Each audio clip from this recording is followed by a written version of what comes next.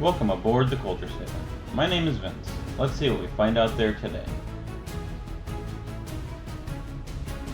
Good news, everyone! What's going on, everybody? Hope you're all having a fantastic day. Have you seen Godzilla Minus One yet? If you haven't, today was originally going to be the last day you could here in the States. But it has done so well that Toho has actually extended its domestic, well, for them international, but for us domestic, its U.S. theatrical run by an additional week. And to go along with that, I have found this article here on Cosmic Book News. Godzilla Minus One increases theater screens, passes Oppenheimer on IMDb. Once again, we are laughing at the claims that Godzilla Minus One is a bomb, as now Toho officially confirms they are increasing the amount of screens the movie is shown on the US in order to satisfy demand. The flick has actually passed Christopher Nolan's Oppenheimer on IMDb. Just yesterday, it was announced Godzilla Minus One will extend its theatrical run to December 14th, which followed it learned that the flick broke a box office record on Monday.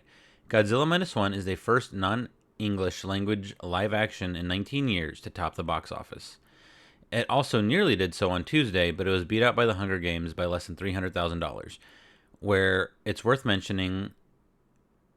this article is written terribly. What's worth mentioning is The Hunger Games is shown in 1,300 more theaters. So that means if Godzilla Minus One is shown in the same number of theaters as The Hunger Games, The King of Monsters would have been on top again. Hypothetically, I don't. You would think so. You would think that math makes sense, but it might not. Who knows? Godzilla Minus One isn't going anywhere. In fact, the film will be playing on even more North American screens this coming weekend, increasing to over 2,500 locations in the U.S. and Canada starting on December 8th. As long as people are attending, showtimes will continue, so get your tickets and spread the word. Godzilla Minus One is still playing nationwide, tweeted Toho. Look at that picture. Such a good shot. If you haven't seen the movie, go see the movie. Damn near every scene with Godzilla in it could be its own poster. That's how good it looks. Regarding IMDb, Godzilla Minus One has passed Christopher Nolan's Oppenheimer as the highest-rated blockbuster film in 2023 on the site.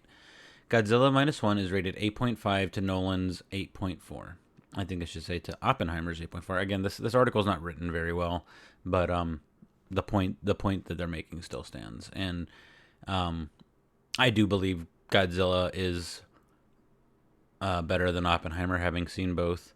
And I do like that that's the movie they're comparing it to, seeing as how I keep seeing online that, people mentioning how Godzilla Minus One is just Oppenheimer from Japan's perspective, and I think that's hilarious. The King of Monsters also tops Nolan on Rotten Tomatoes with a score of 97% from critics and 98% from fans, while Oppenheimer is at 93% and 91%, respectively. Both films have an A cinema score. With a budget of only $15 million, the film has managed to nearly triple its budget in the first week of release, as its worldwide gross is currently $40 million, following only having been released in Japan, Norway, and the US. The film is written and directed by Takahashi Yamazaki and sees an already devastated post-war Japan facing a new threat in the form of Godzilla. And as you can see here on the Box Office Mojo, it indeed, and this only goes up through the 5th, up through Tuesday, doesn't even count yesterday's numbers.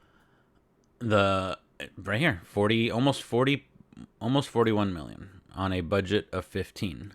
So again, doing the standard Hollywood math of you need to double whatever the budget is in order to bring in a profit. They're already almost $11 million in profit. Can't really ask for more than that, I don't think, from a low budget movie that if you're any kind of producer or executive, you probably wouldn't expect to do super hot. Not this hot. Not outside of Japan. Outside of Japan, lately it's been the legendary films, the MonsterVerse films that draw all the crowds and get all the attention. So the fact that this movie is doing so well is just it's got to everybody's got to be having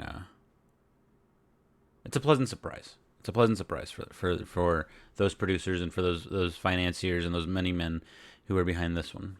And I think it just goes to show that when you have a director and a writer and a cast who all believe in the project and who see the artistic vision, and you let them put that artistic vision out there, you get a film that people actually want to go see, to the point that they had to extend its run. and that's just fantastic. And in other news, we got here this article by Bounding Into Comics that amidst continued box office struggles, Disney announces theatrical releases for Pixar's Soul, Turning Red, and Luca. Not gonna read, not gonna go through the entire article here, but yeah, they're bringing Soul, Turning Red, and Luca to theaters, even though all three of them have been on Disney Plus for a couple years now. I know Luca's at least a year and a half, 2 years old, and honestly, them doing that doesn't. I get what they're trying to do. They need money. Disney desperately needs money. They're losing money hand over fist right now. Everything. I think they had one movie that made a profit out of the last year, out of 13 films they put out. Everything else is losing money for them. Their parks are losing money right now. Last I heard, they're in the process of getting sued. If you watch anything from Legal Mindset or WDW Pro, you'll be aware of that. And that looks like it's going to go horribly for them. And they just had to give Comcast a bunch of money to buy Hulu. So Disney is floundering. And they're going to put some movies that they already have, that they've already paid for, that there's no expense for them to put into theaters.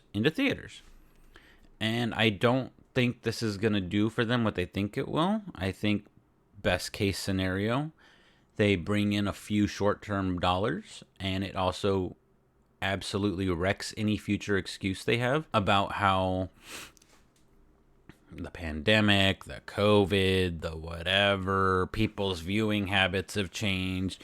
People's viewing habits have changed. Because of the lockdowns and the pandemic and all the shit that Disney was so in support of.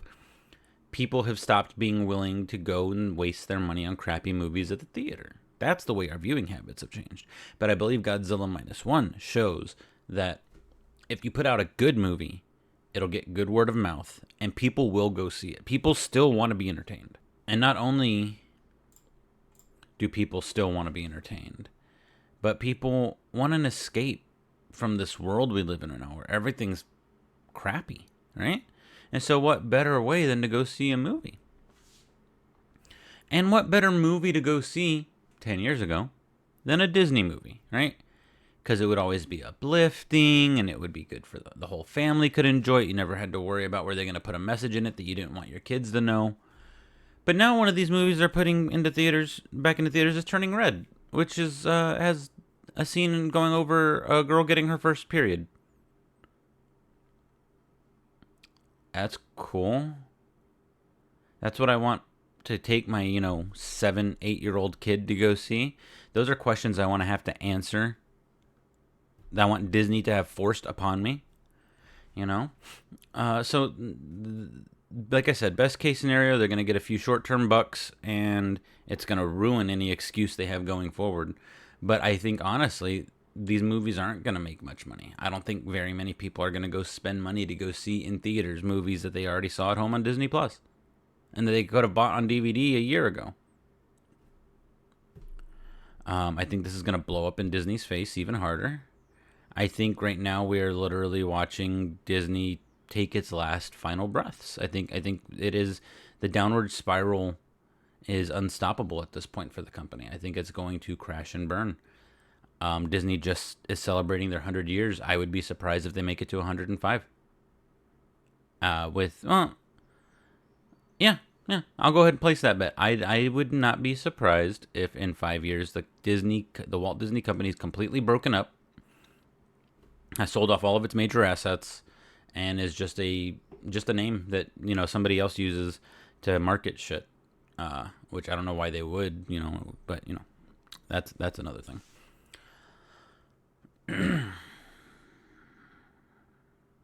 But let me know what you guys think. Have you seen Godzilla? What did you think? Are you planning on going to see it now that its run is extended? If you missed it, I know I personally think I'm gonna try and catch it again this weekend if I can. It was that good. I'm willing to go pay money to see it a second time. And What do you think about this Disney stuff? Do you think these movies are going to do good in their theatrical run? Do you think you're going to go see them? Do you know anybody that will? Or do you think I'm wrong? Do you think these movies are going to do great? They're going to show that Disney still has its magic, and they're just going to give Disney that little financial windfall that it needs in order to push forward, and because it's not Disney, it's us, it's the fans, it's the audience, right? But let me know what you think in the comments, and I will talk to you guys next time. Thanks for stopping by. If you like this video, make sure to like, share, and subscribe, and follow me on the X at CultureSailor1. I'll see you next time, and as always, fair winds and following seas.